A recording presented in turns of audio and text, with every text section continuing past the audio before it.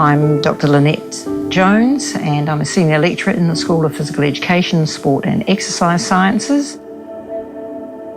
I did my PhD with spinal cord injured men, moved into water-based exercise with women who were pre-diabetic or overweight. And then when I saw just how beneficial exercise was and started reading around the research, I became more convinced that something as simple as doing an exercise program in a supervised environment can have incredible benefits.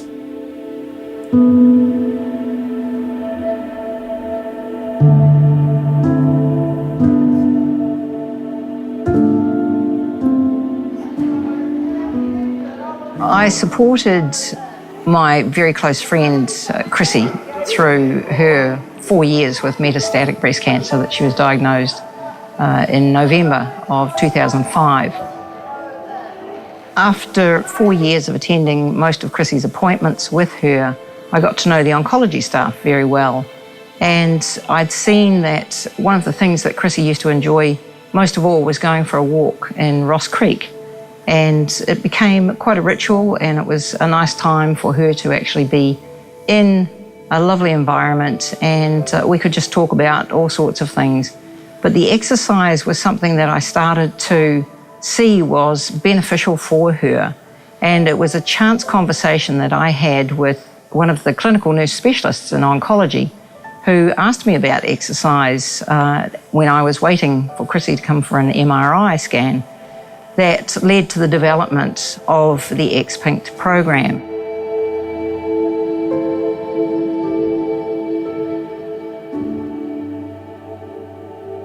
The gym is a living legacy to an incredibly strong woman, a woman that I saw didn't want to give up and did everything that she possibly could to continue to live. She had lots of reasons to do that. She had a grandchild born, she had her daughter, and she just really loved life, was a bubbly, really involved in life woman.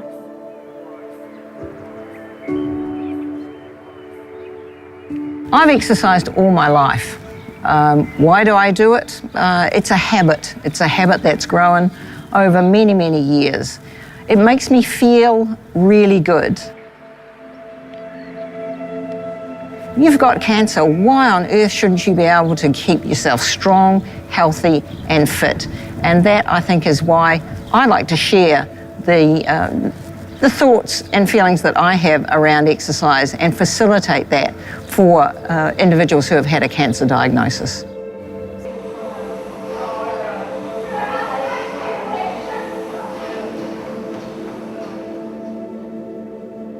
This gym and meeting Lynette, who I call Doctor, because I can never remember if she's got 2 degrees or 1, has been my absolute lifesaver. I'm not a gym person, but the exercises, the encouragement that you're given, you can set your own goals. There's no targets you have to hit, but you can set your targets and they are easy, they're attainable. The gym itself has been what's kept me going.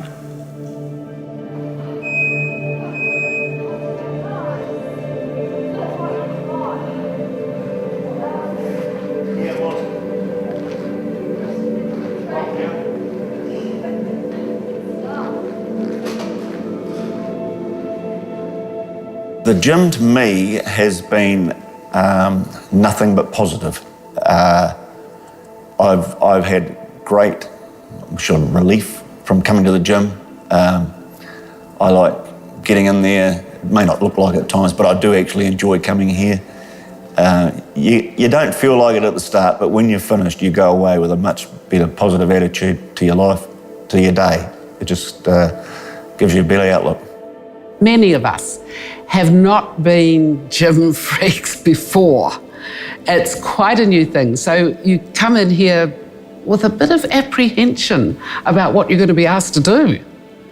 And very, very quickly, You learn to actually take charge of what you can do and what your instructor's wanting you to do. And you look around in the gym and you see other people who have been coming for 4 or 5 years and they're on the circuit, and you look at it and you think, yeah, I'll get there. They got there, I can get there. So there is an affirmation in that.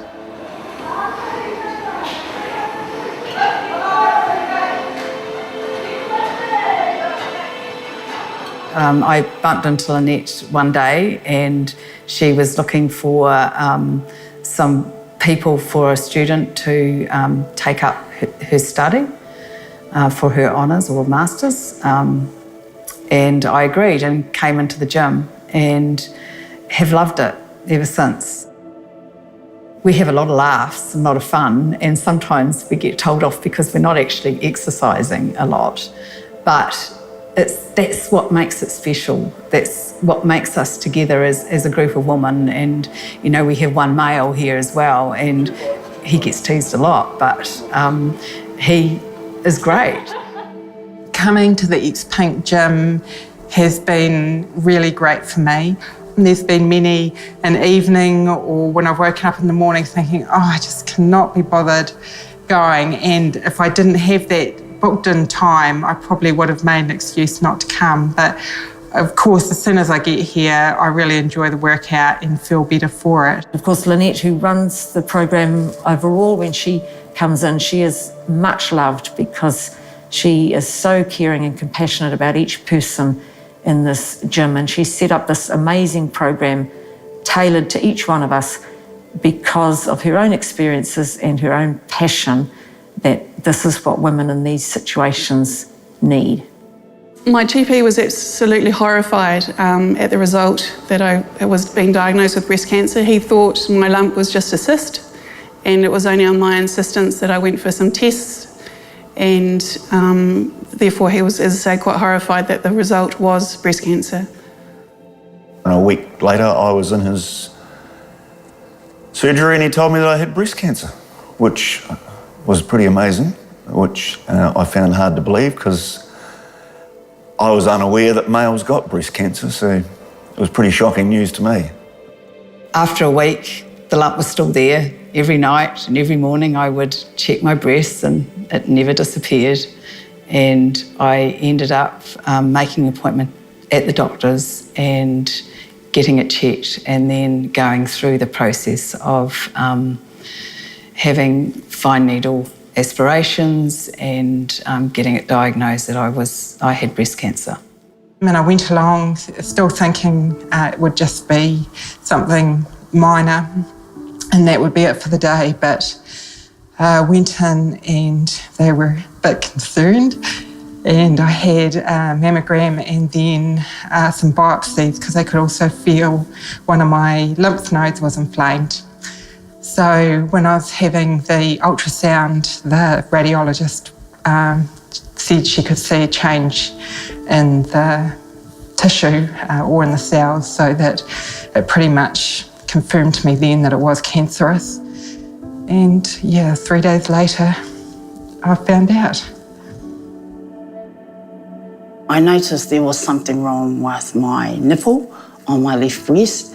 And when I came back, I went to see my doctor. But within a week, I was going to be having my mammogram anyway. But I also felt within myself that there was something wrong. I didn't know if I had breast cancer, but I knew there was something wrong. And of course, when I had my mammogram, they picked up that I had cancer in my left breast. I believe I suffered from stress beforehand, and I believe that was that was the reason I've ended up with breast cancer, is due to stress. But the sun got up this morning, so did I. So we're here again today, and we look forward every day. Cancer isn't fussy. It'll appear in people of all ethnicities, men, women, old, young. We also have seen a male breast cancer survivor. There's about 20 to 22 men a year are diagnosed with breast cancer in New Zealand. Interestingly, that was something that he highlighted, was that everything's about women doing it for themselves. It's about women coming together. It's about everything's pink. And he actually asked the clinical nurse specialist to contact me to inquire whether he would be eligible to come into the program. And of course he was eligible, and he just fitted in there beautifully. The women understood, and he has certainly been a real eye-opener for a lot of the women, but also for myself. Insofar as, you don't get to meet people who do have breast cancer, who kind of fit outside of what we normally think is a typical breast cancer survivor. The doctor gave me explained to me what it was, of course, and then he gave me very little information. I was sent along to Dunedin Public Hospital, where further tests were carried out, and then I was given literature that didn't really apply to a male with breast cancer because it all related to females. And I've felt this all the way through, that I was just a special case, that males didn't get breast cancer, but at the same time that I had it, there were 4 other males in Dunedin who had it, so over a 3-month period. So it's not as rare as one thought. I told my daughter and my wife at the same time, because we were going to see my grandchild at school, my granddaughter at school. We were at my daughter's house, and I'd just come from the doctor, and I just told them that I had breast cancer and that we had to deal with it. So, yeah.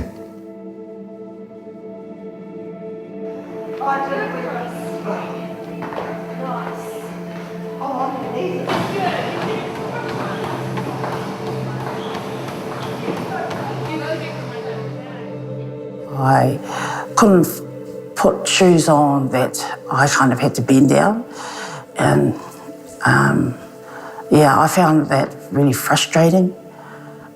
So coming to the gym has taught me these exercises where raising my arm and walking, where for I think about 3 or 4 months, all my shoes were slip-ons or jandals or flip-flops, but now I have trendy shoes, and I contribute that to my instructors I've had over the last 2 years, these amazing PE students. And I thought that this program was also elsewhere in New Zealand. It needs to be whānau. When I started the exercise program, I was initially a bit stunned that it worked. You feel not particularly wonderful, but all of those side effects actually coming to this program helped get over some of those, because we were all at the beginning working one-on-one with a senior student, and if you didn't come, you were letting down that student's research. So it was a real motivation to actually get yourself up and come here, even though between Otago Museum and here, I had to sit down 2 or 3 times because of being breathless. So I've moved on now, of course, from the one-on-one. I'm still coming to the gym twice a week. I should be coming 3 times. And I've just seen so many people that this has helped. Really, really helped. I've seen people come in here in a state of shock and depression, I think. And after 4 or 5 months, I've seen a different person. I've seen a cheerful lady who's interested in life again. So I think that's what this is all about. A big part of this gym is that you come in and you're quite hesitant about what you should be doing when you're going through chemotherapy. You're afraid you may do too much or hurt yourself or whatever. So this is really quite important. I would have tried to do it on my own, but again, I just don't think it would have worked as effectively. The journey is can be a hard one, but the people that you meet along the journey are absolutely amazing and fantastic. And the X-Pink Gym has been a massive part of that. Meeting people along the way, being able to talk in an environment where you feel comfortable with your body image, with no hair, with a PICC line in your arm, people thinking you're nuts on the treadmill, going, what are you doing at the gym? You should be in bed. I was staying home for 6 months. The gym and the environment and the people give you an avenue to discuss things. What did you have this? What sort of symptoms did you have? What treatment did you have? What type of breast cancer have you got? How did you cope with this? Da, da, da, da. That's what the benefit of being involved with the X-Pink Gym is. But the gym has meant I can laugh. I can come in here and pretend things aren't as bad as they're supposed to be. There's always someone worse off than myself. They might not be terminal, but they can't lift their arms above their shoulders. They can't, do good crunches or good planks. I'm still managing to do those. The gym's keeping me going. It's giving me a positive outlook. When I did see that it was working, I thought, well, this is a perfect opportunity for our senior students to experience working with real live participants. So I developed a paper around cancer rehabilitation and exercise, and senior students began working in the clinic with our participants and learning firsthand what they were learning in the classroom. So we're certainly linking theory with practice. Some of them have formed almost lifelong bonds. They all of a sudden get new grandmothers or mothers, and that connection remains. We have one participant who is still in contact with one of the students, and in actual fact drove his bridesmaids to his wedding. To me, it was a no-brainer. Back in first year, I had just gone through my auntie with her own cancer journey and breast cancer battle. So for me, seeing a breast cancer and exercise recovery paper, it was something that I was wanting to take right from my first year of university. I was really lucky to be selected. Lynette only selects a handful of about 10 people, and we all have to have an interview for that paper.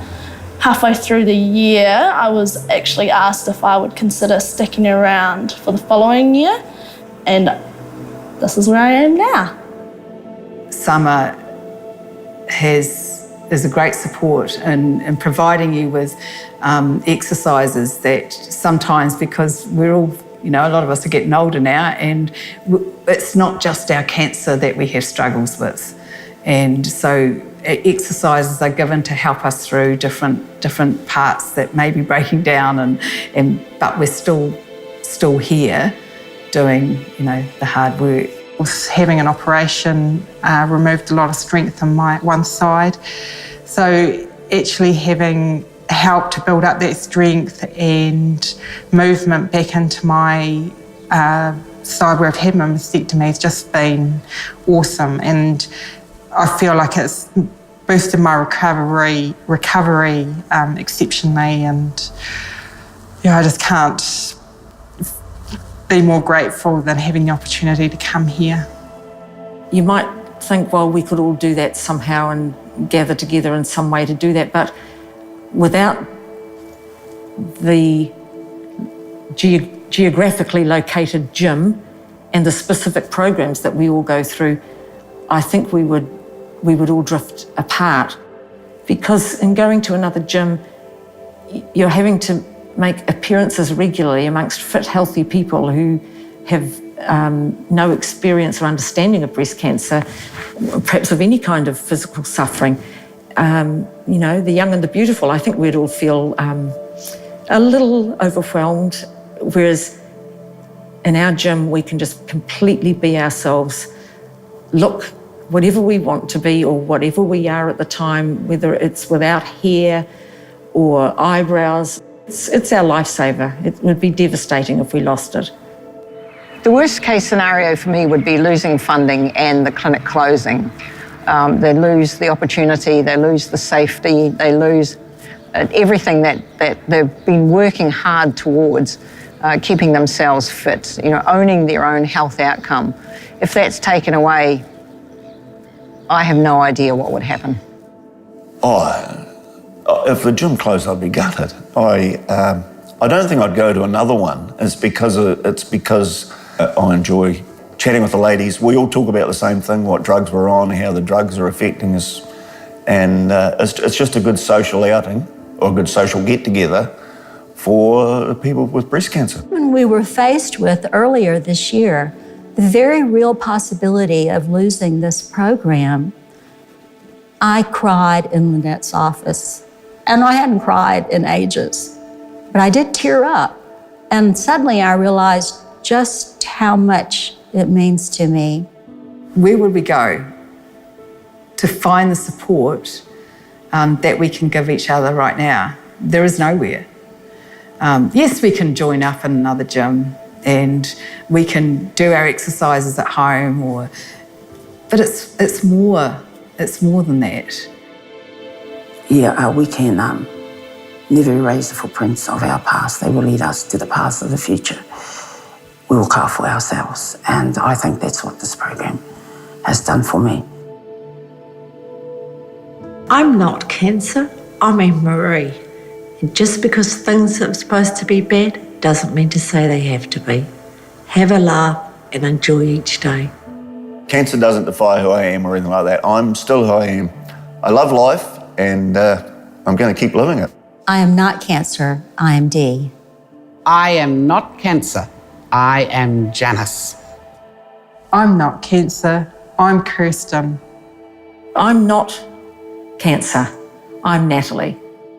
I'm not defined by cancer. I'm Kath. The time is now mine. So watch out, world, here I come. Hawaii! Aloha! To ukinei whakaro ki tēnei wā whānau. I'm not cancer. I'm Pearl, Pērā Noi Ma Mataiki, Ngāti Pirau, and from Tokomaru Bay.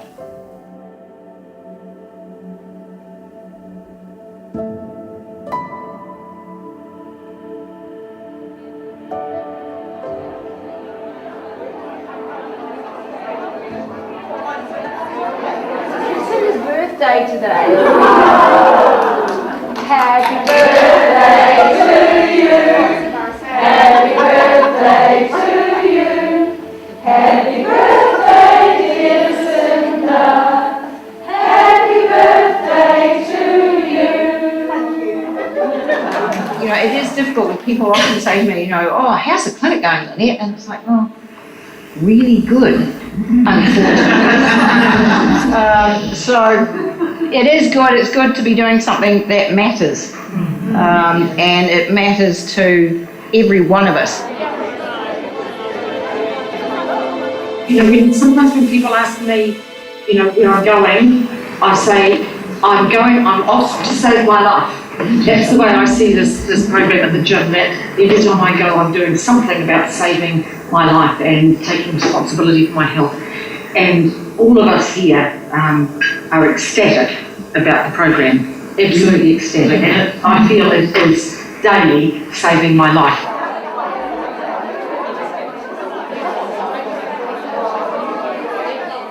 This is not a duty. This is not a burden. For me, this is a passion. This is a living legacy to a very important person in my life. And it's just really, really amazingly humbling to work with each and every one of you. So, I love what I do. Our lives belong to you. Again, we lay them in your hands. We offer you ourselves, our hopes, our fears, our dreams and plans. Help us be thankful for each day as walking in your way of love.